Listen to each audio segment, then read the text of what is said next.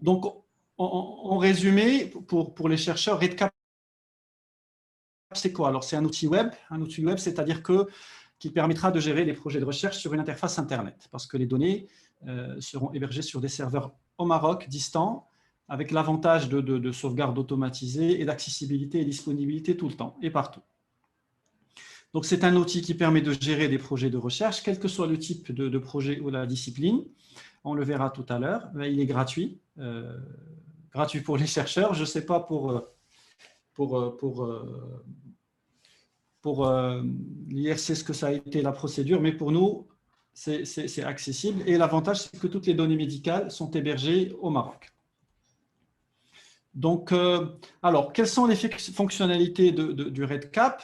Donc, comme l'a expliqué Karim, donc c'est la création des formulaires de recherche, création de CRF. Il va permettre, après leur création, de saisir les données concernant la recherche, de gérer ces données, gérer leur qualité, etc. Il permettra de créer, mais de manière basique, des tableaux de bord qui permettront d'avoir une visibilité sur l'avancement du travail. Et puis, l'export pour analyse statistique sur des logiciels habituels tels que SPSS, Stata, R, etc. Ça dépend du logiciel utilisé par le chercheur. Donc, avant de montrer une démonstration, je voudrais insister sur un point, c'est qu'avant de pouvoir utiliser le REDCap, il y a un certain nombre de choses qu'il faut faire avant. Il faut que le protocole du travail de recherche soit ficelé complètement, que l'équipe de recherche ait décidé du formulaire de recherche, c'est-à-dire qu'ils aient déjà établi ce formulaire sur papier ou sur Excel, etc. Il faut vraiment que les idées soient vraiment claires avant d'entamer cette étape de création de formulaire et de saisie de données. Parce que sinon, il y aura des allers-retours interminables qui vont pas être agréables à gérer pour les chercheurs. Ça, c'est le point premier sur les prérequis par rapport avant de commencer à travailler sur le projet de recherche sur REDCap. Deuxième point important, c'est que du moment que c'est un outil collaboratif, il faut bien définir les droits d'accès pour chaque projet de recherche, c'est-à-dire qui est le gestionnaire du projet, c'est-à-dire qui est la personne qui a accès à toutes les données, de manière complète, le droit de créer, de supprimer, de modifier le formulaire, d'ajouter des utilisateurs et de spécifier quels sont leurs droits, et quels sont les utilisateurs qui n'auront pas les droits d'administrateur, qui seront là juste uniquement soit pour la saisie de données ou pour la vérification des données. Et il est important de restreindre ou limiter le nombre de personnes qui ont tous les droits dans un projet à une ou deux personnes pour éviter qu'il y ait du cafouillage ou du manque de coordination. Donc, il est très, très important de définir qui est l'administrateur du projet qui aura accès à toutes les données et qui aura tous les droits de modification, et qui seront les utilisateurs dont le rôle se limitera à la saisie de données ou à la correction des données. Donc, une fois que vous avez établi tout cela, vous êtes prêt à aller sur REDCap. Donc, je vais me connecter au REDCap. Donc, l'adresse pour accéder, c'est data.irc.ma. Donc, une fois que vous accédez, vous devez rentrer votre nom d'utilisateur et mot de passe. Et une fois que vous y accédez, donc la première page vous montre quels sont vos projets de recherche en cours. Donc, ça, c'est l'environnement REDCap sur mon compte. Donc, il y a un certain nombre de projets de recherche. Et nous allons faire une simulation comme si on allait commencer un nouveau projet. Alors, au passage, il y a deux choses importantes à dire. C'est que REDCap est une plateforme qui est en anglais, exclusivement en anglais, qui n'a pas de traduction française. Et deuxième chose, c'est que les créateurs de REDCap proposent des vidéos, des tutoriels vidéo en anglais aussi pour que les utilisateurs apprennent à l'utiliser. On ne pourra pas, sur le temps qui nous est imparti, traiter toutes les nuances du logiciel. Donc, si vous êtes intéressé, vous pourrez voir ces vidéos, des tutoriels vidéo créés par les créateurs. Donc, pour créer un nouveau projet, on clique sur « Nouveau projet » et il va nous proposer de remplir un certain nombre d'éléments. Donc, le projet, alors on va dire projet démonstration qui nous concerne. Il nous demande quel est l'objectif du projet. Donc, est-ce que juste pour l'entraînement, ce qui est le cas, mais ça peut être recherche, quality improvements, etc. Ça dépend du type de projet que vous avez. Donc, on va mettre juste, pour nous entraîner, des notes du projet, une description. Il vous propose, est-ce qu'on crée un projet de nouveau ou utiliser un des modèles que REDCap propose. Donc, nous, on va créer un modèle nouveau. Et on appuie sur « Créer projet ». Donc, une fois le projet est créé, nous entrons dans le vif du sujet. Donc, on a le projet ouvert avec un menu. On verra tout à l'heure à quoi correspond ce menu. Et on a cette partie centrale qui correspond à Project Setup, c'est-à-dire le paramétrage du projet. Et pour faire simple, nous allons suivre le workflow proposé par les créateurs du logiciel, c'est-à-dire définir un certain nombre de points de manière séquentielle. Donc, le premier point qu'il faut définir, c'est les propriétés du projet. Alors, REDCap permet de créer deux types de projets. Il permet de créer des projets de recherche sur des études, on va dire, transversales, c'est-à-dire où le formulaire est rempli en une seule fois, ou sur des études longitudinales où vous avez par exemple des outils que vous allez utiliser plusieurs fois de manière répétée. Donc, en fonction du projet que vous avez, vous pouvez activer ou désactiver les éléments. Donc, en cliquant ici, vous pouvez modifier les paramètres du projet, ce qu'on a déjà fait. Donc, une fois que c'est fait, on clique, c'est bon, on a validé cette étape. La deuxième étape, qui est la plus importante, c'est la création des formulaires. Alors, il y a deux moyens pour créer les formulaires sur REDCap. Un moyen, on va dire, visuel et un moyen à travers un document Excel. Donc, si on va vers Online Designer, il permet de créer le formulaire visuellement. Alors, il y a un vocabulaire ou une terminologie dans le REDCap. Donc, ce qu'ils appellent eux instrument, c'est ce qu'on va peut-être nous appeler une étape dans le formulaire, c'est-à-dire un certain nombre de questions qui vont se retrouver de manière logique dans une étape. Donc, un questionnaire de recherche ou un CRF peut avoir une ou plusieurs étapes. Nous, pour la simulation, on va créer un formulaire avec deux instruments ou deux étapes pour faciliter la chose. Donc, ici, chaque formulaire doit avoir au moins une étape ou un instrument. On va modifier cet instrument. Une des variables qui est obligatoire dans REDCap, c'est l'identifiant de l'entrée. Chaque entrée dans REDCap, chaque patient que vous allez entrer par exemple, aura un identifiant unique que vous pouvez soit vous-même spécifier, soit que lui-même il va spécifier de manière séquentielle, c'est-à-dire il va mettre 1, 2, 3, 4, 5 de manière incrémentale. Donc ça, c'est une variable qui va exister tout le temps et qui ne va pas changer. Après, pour ajouter des questions, vous cliquez sur Add Field ici et là, il vous ouvre une fenêtre où vous pouvez spécifier le type de données que vous voulez entrer. Par exemple, imaginons qu'on veut l'âge du patient. Alors, l'âge du patient, il y a plusieurs types de données. Pour rentrer une donnée âge, qui est une donnée numérique, il nous dit text box, texte court, numéro, date, time, etc. Donc, on va cliquer sur cette option.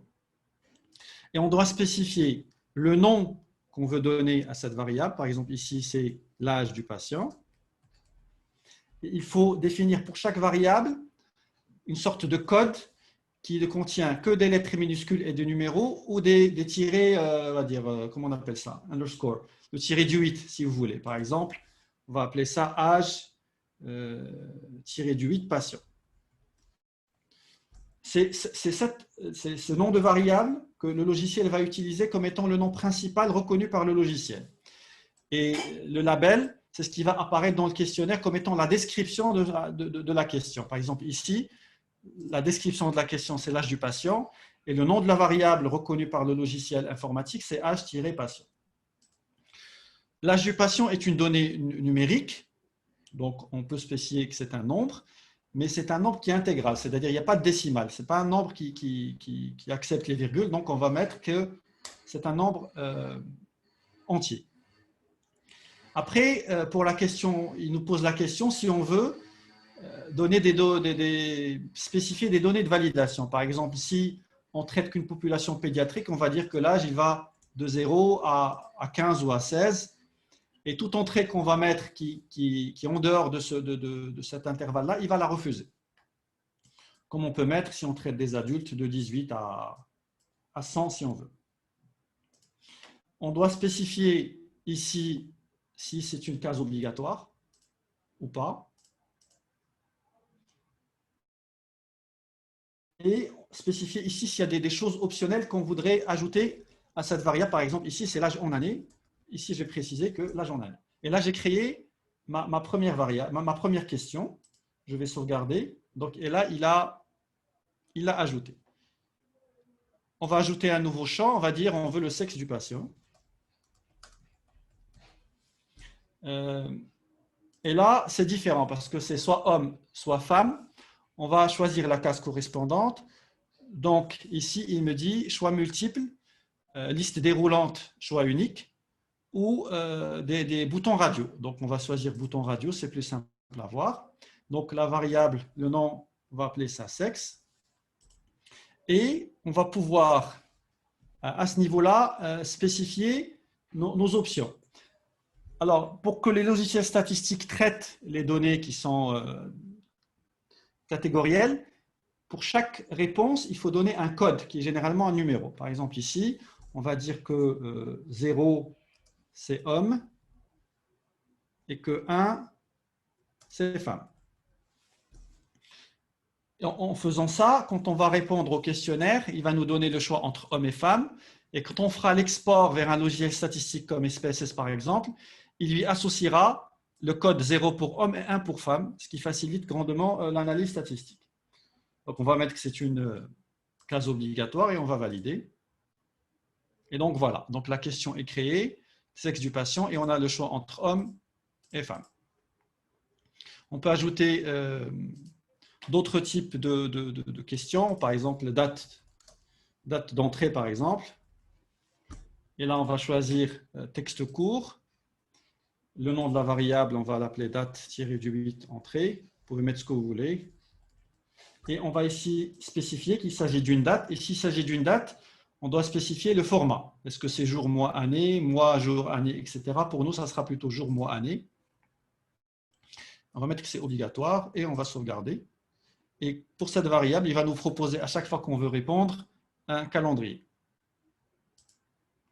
D'accord? Donc, on va estimer que notre première page ou notre premier instrument est créé. Donc, on va revenir. Et donc, notre premier instrument contient 4 questions. Si on veut changer le nom de cet instrument, on peut choisir ici, choisir une action, renommer, et on va mettre par exemple démographique. Et sauvegarder, et on a changé le nom. Si on veut créer un nouveau instrument ou une nouvelle étape ou page, on fait créer un nouvel instrument dès le début.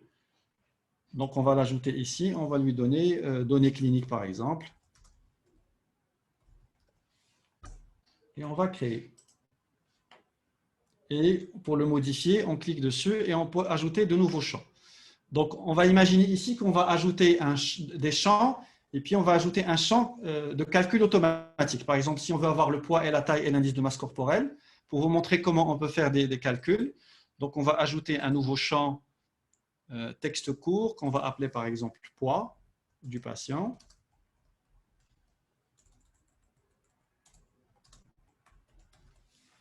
Donc, on va lui donner un nom poids. Et donc, le poids du patient, c'est un nombre entier.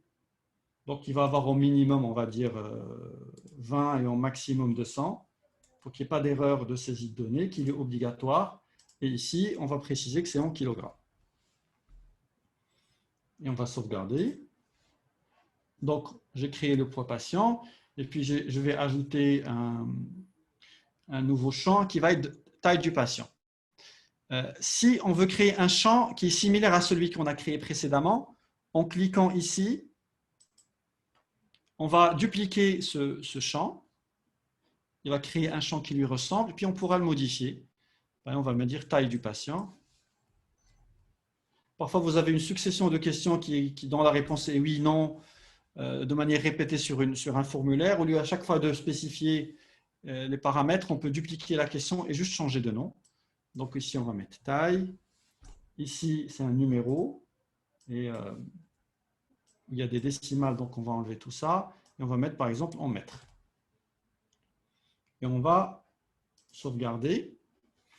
Là, on va créer la variable qui va calculer automatiquement l'indice de masse corporelle à partir de ces deux éléments. Donc, on ajoute un nouveau champ.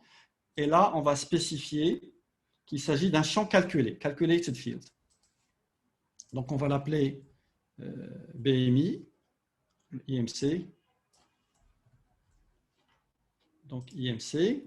Et là, on doit rentrer la formule. Alors, les formules sont très simples à rentrer quand il s'agit de calcul arithmétique. Si vous avez besoin d'aide, vous pouvez cliquer sur ce lien qui est comment formater les équations et vous avez tout un texte qui vous explique comment on peut formater différents calculs. Par exemple, ici, on va faire le calcul, c'est le poids fois la taille au carré. Donc, on va mettre, par exemple, ici, si on avait mis poids. Ici, pour les calculs, on doit impérativement rentrer le nom de variable qui correspond au nom qu'on a mis ici. Donc, on avait mis poids, divisé. Donc, divisé, c'est slash. Après, on doit mettre taille au carré, c'est taille fois la taille. On va la mettre entre parenthèses pour qu'il la reconnaisse. Donc, on va mettre entre ces deux parenthèses la taille, fois la taille, fois c'est le symbole étoile, et puis on va mettre encore fois la taille. Et on va fermer la parenthèse. Et là, on a créé notre formule qui est l'indice de masse corporelle, le poids divisé par la taille au carré. Et lui, il fait une vérification que cette formule, elle est bonne, qu'il n'y a pas d'erreur, et il nous met ici, elle est valide. Donc, on a créé notre variable et on va la sauvegarder. Donc, le champ IMC a été créé. Il y a une dernière chose que je voudrais vous montrer par rapport à tout ce qui est création de champs. Donc, on va ajouter un nouveau champ et on va mettre, par exemple, imaginons qu'il y a une question qui concerne uniquement les femmes et qui ne concerne pas les hommes. Et qu'on voudrait que cette question n'apparaisse que si le sexe du patient est une femme. Par exemple, on peut imaginer variable spécifique femme.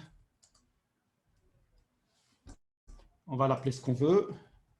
On va dire qu'elle est de type numéro. D'accord? Et donc, on va la sauvegarder. Maintenant, on veut spécifier que cette variable, on ne veut la voir que si le sexe du patient est une femme. Donc, on va vers ce bouton qui est branching logic, c'est-à-dire on va créer une logique qui va permettre de définir si cette variable, on va l'afficher ou pas. On a deux manières pour spécifier la chose. Donc, on va mettre drag and drop logic builder et on va choisir la page dans laquelle la condition existe. Pour nous, c'était dans démographie. Et on veut que cette question, show the field only if, ne montrer cette question que si le sexe égale femme. Et on sauvegarde. Dans ce cas, cette variable ou cette question ne va apparaître que si la réponse à la question sexe égale femme. Ça permet de faciliter grandement les situations de saisie de données où on a des questions conditionnelles qui dépendent d'autres questions et pour éviter d'avoir dans le questionnaire des questions redondantes auxquelles on ne va pas répondre. Donc, on a créé un formulaire avec 2 pages, avec de la conditionnalité, avec du calcul automatique, etc. On va revenir à notre projet setup et on va dire, OK, notre instrument, on l'a créé. Alors, la troisième étape, c'est les modules complémentaires. Alors, les modules complémentaires, c'est des options que vous voulez spécifier en fonction de votre projet. Il y a ici automatiquement coché auto-numbering for record, c'est-à-dire qu'à chaque fois que vous ajoutez un nouveau patient, il va automatiquement lui donner le numéro suivant de manière incrémentale sur l'identifiant du patient. Si vous faites des essais randomisés, vous pouvez gérer la randomisation ici. Si vous voulez envoyer des enquêtes par mail, vous pouvez le faire ici. Donc, il y a un certain nombre de choses que vous pouvez explorer si vous voulez. Il y a d'autres options que je vais vous montrer ici. Alors, celles qui sont les plus intéressantes, c'est que vous pouvez activer les PDF Customization, c'est-à-dire que vous pouvez exporter votre formulaire sous format PDF que vous pouvez imprimer. Par exemple, si c'est plus facile pour vous de remplir sur papier avant de remplir sur la plateforme électronique, vous pouvez imprimer les CRF sur papier, tels que vous les avez designés, remplir sur papier avant de revenir pour les remplir sur l'application. Mais le plus intéressant ici, c'est la gestion des données manquantes. Ce module-là vous permet de définir des codes pour des données manquantes. Parfois, soit que la donnée vous manque ou qu'elle n'est pas applicable, etc. Donc, il vous propose des choses. Par exemple, soit que la donnée n'a pas été demandée. Donc, on va ajouter que ce code-là correspond à une donnée qui n'a pas été cherchée ou qu'une donnée n'est pas applicable. On peut ajouter données non applicables. On peut modifier le code si vous voulez mettre d'autres codes. Par exemple, ceux qui ont l'habitude de mettre moins 99 ou moins 96 pour ce genre de réponse, vous pouvez le changer ici. L'avantage, c'est que quand vous allez répondre à vos questions, vous pouvez soit répondre en choisissant les options que vous avez mises sur le formulaire, et si vous n'avez pas la réponse, ou si la réponse est manquante, vous pouvez choisir que c'est une donnée manquante ou non applicable. Donc après, vous avez le loisir d'explorer toutes ces options. On ne les utilise pas tous dans le service, mais elles sont intéressantes à explorer. Donc, on a validé les modules optionnels. Je vais sauter cette partie qu'on n'a jamais utilisée. Et cette partie est importante, c'est la gestion des utilisateurs.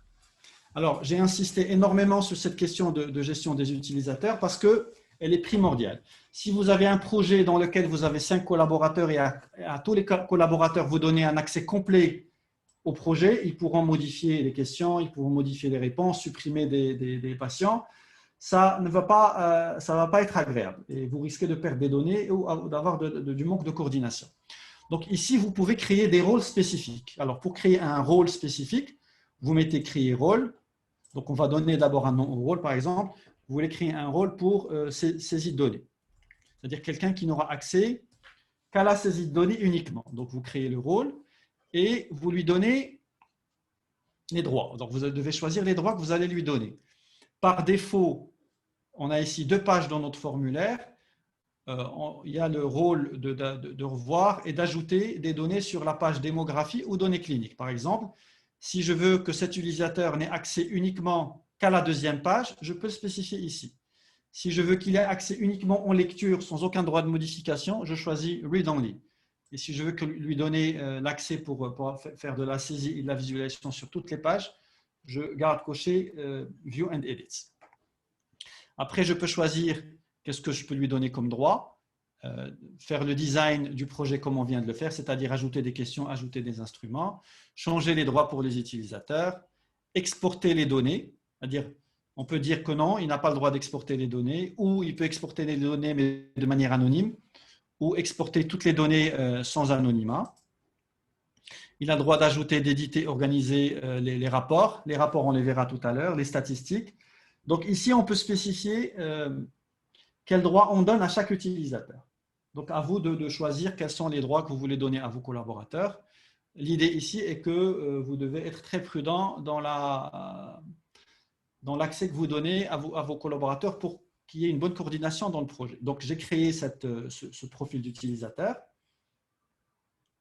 Donc une fois il est créé, je peux ajouter un nouvel utilisateur. Vous verrez après avec les administrateurs de la plateforme, avec Sikarim, comment vous pouvez ajouter des collaborateurs pour qu'ils aient un accès avec login et mot de passe. Donc, si vous avez des collaborateurs, vous pouvez ajouter ici leur adresse mail et leur donner un rôle. Ici, il n'y a qu'un seul rôle, saisie de données, etc. Donc, cette partie-là vous permet de définir quels sont les droits que vous donnez à vos collaborateurs. La deuxième chose par rapport aux données, c'est que parfois, il y a des travaux qui se font sur plusieurs centres, et pas uniquement sur un seul centre. Si c'est le cas, REDCap vous donne la possibilité de fragmenter ou de séparer les données de chaque centre à part. C'est-à-dire que vous allez définir ici un nouveau groupe. Par exemple, imaginons qu'il y ait 2 services, service 1 et service 2. Je peux définir ici que c'est service 1, par exemple, et d'ajouter ce groupe-là. d'accord, et définir service 2, et que chaque utilisateur, je lui dis, toi, tel utilisateur est de service 1 et tel utilisateur est dans le service 2. Et les deux services ou les trois services, ou dire tous les services qui participent que vous avez entrés, auront accès au même formulaire, mais les utilisateurs n'auront accès qu'aux données de leur propre service. Ils ne pourront pas voir les données des autres services. Donc ça, c'est pour la gestion des études multicentriques. Ça pourrait être intéressant si vous êtes dans cette situation où vous avez un travail collaboratif. Et donc ça, c'est une option intéressante si s'adapte à votre fonctionnement. Alors, il faut savoir que l'administrateur dans cette situation a accès aux données de tous les services. Donc, il faut définir quelqu'un qui va être le coordinateur de ce genre de projet multicentrique et qui va avoir accès à toutes les données et définir les utilisateurs qui correspondent à chaque service pour qu'ils n'aient accès qu'à leur propre service. Donc, on va dire qu'on a défini nos utilisateurs, donc on valide cette étape. L'avant-dernière étape, c'est de tester le projet de manière intensive. C'est-à-dire quoi tester le projet? Pour l'instant, ce projet est en mode construction. Il n'est pas en mode production. Donc, tant qu'il est en mode construction, vous pouvez faire ce que vous voulez avec, ajouter des patients, modifier le questionnaire, etc. Vous êtes en train de le tester. Une fois que vous l'avez testé de manière extensive, que vous êtes sûr qu'il n'y a pas d'erreur, que toutes les données sont remplies avec la logique que vous avez imaginée ou planifiée, vous pouvez passer, vous voyez ici, déplacer le projet vers la production. Quand vous êtes en production, le projet est lancé, vous ne pourrez plus modifier le questionnaire. Pour le remodifier, il faut sortir le projet de la production. Je vais vous montrer ça tout de suite.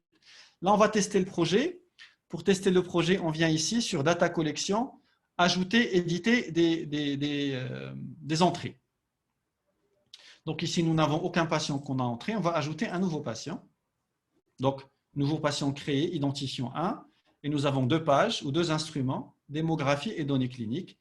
Donc, on va cliquer sur ce bouton pour ouvrir les démographies. Par exemple, on va dire que son âge est de 52, que c'est un homme, qu'il est entré la semaine dernière.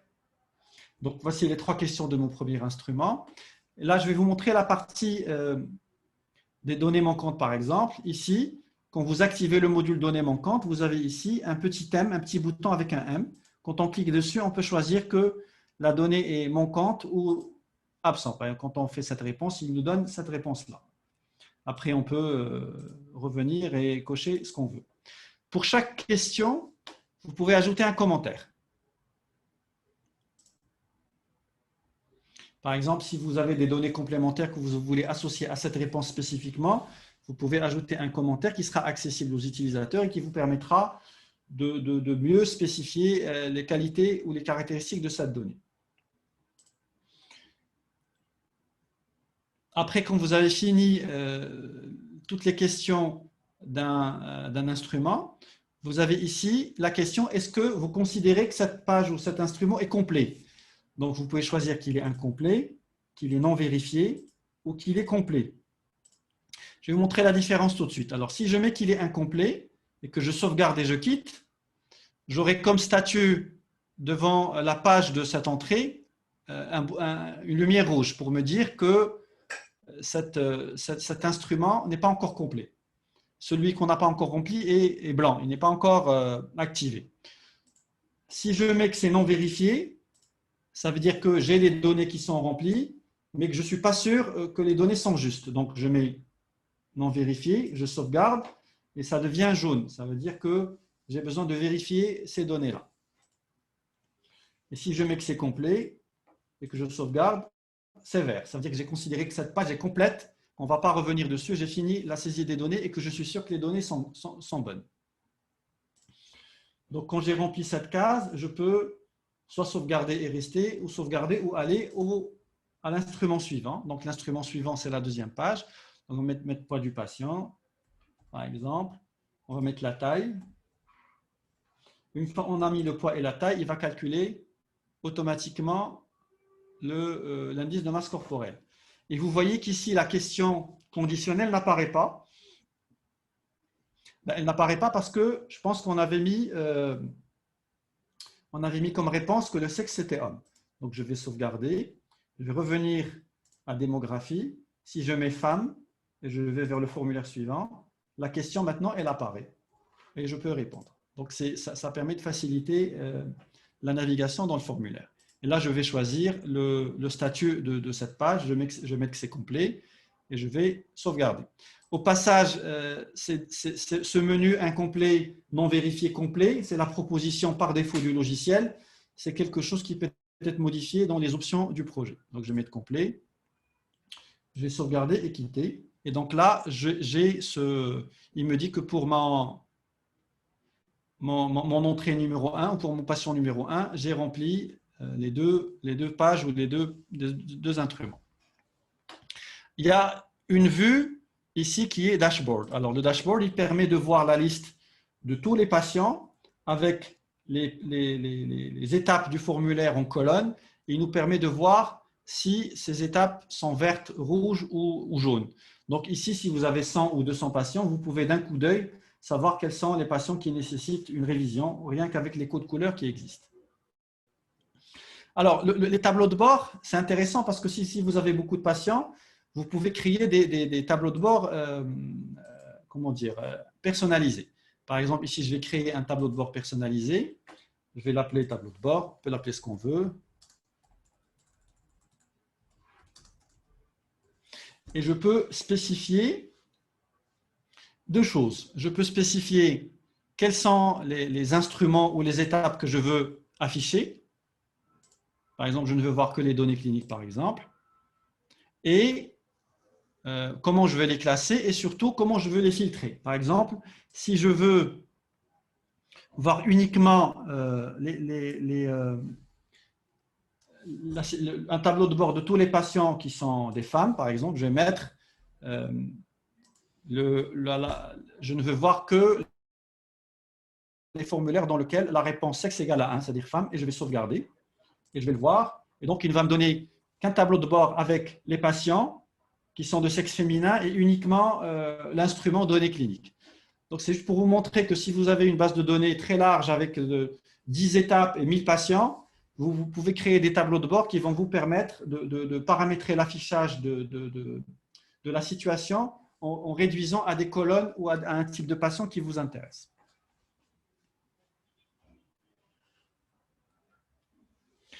Alors, je vais vous montrer 2-3 options qui sont intéressantes sur le menu.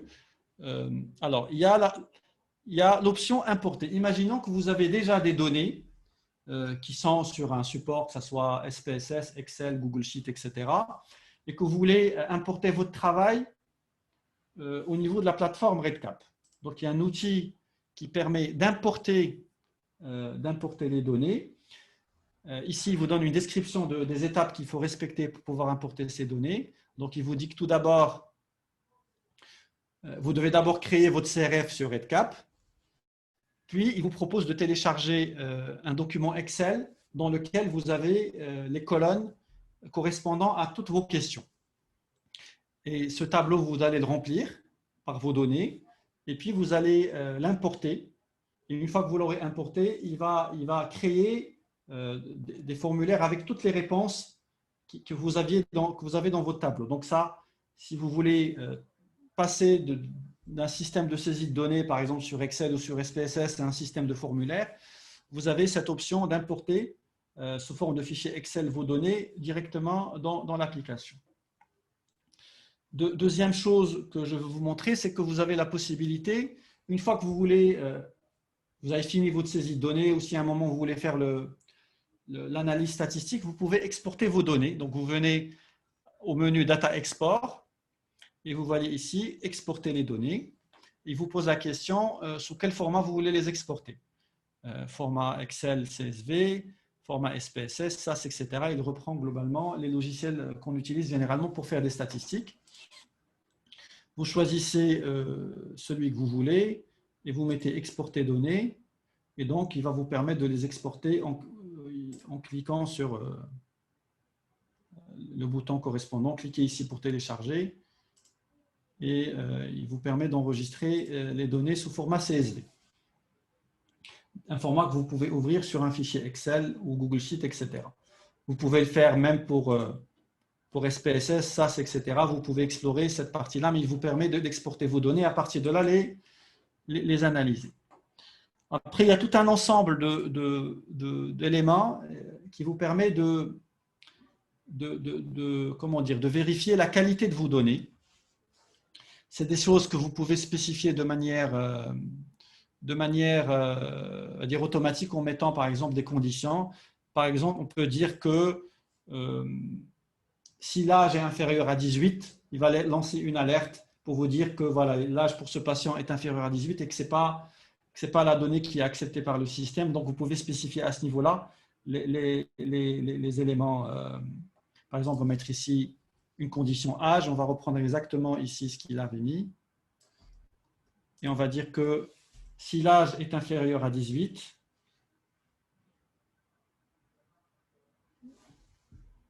on va lui dire est-ce qu'il doit nous donner l'alerte sur le champ. Je pense qu'on avait mis âge patient. C'est ça. Donc, âge patient inférieur à 18. Soit il va nous bloquer au moment de la saisie de la donnée. Il va nous dire non, c'est une donnée fausse, donc corrigez votre donnée.